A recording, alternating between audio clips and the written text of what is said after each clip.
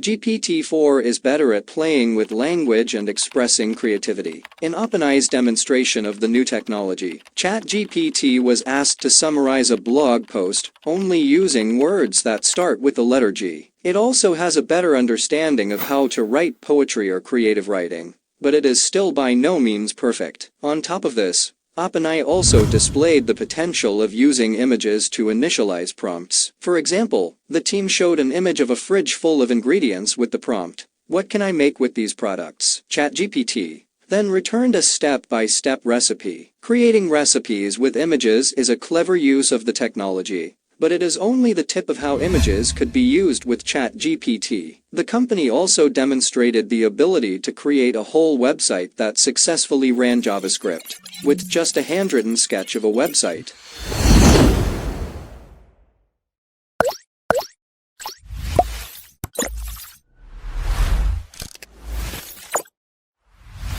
As a tool to complete jobs normally done by humans, GPT-3 was mostly competing with writers and journalists. However, GPT-4 is being shown to have the ability to create websites, complete tax returns, make recipes, and deal with reams of legal information. With its 175 billion parameters, it's hard to narrow down what GPT-3 does. The model is, as you would imagine, restricted to language. It can't produce video, sound or images like its brother DALL-E 2, but instead has an in-depth understanding of the spoken and written word. This gives it a pretty wide range of abilities, everything from writing poems about sentient farts and cliché rom-coms in alternate universes, through to explaining quantum mechanics in simple terms, or writing full-length research papers and articles. While it can be fun to use OpenAI's years of research to get an AI to write bad stand-up comedy scripts, or answer questions about your favorite celebrities,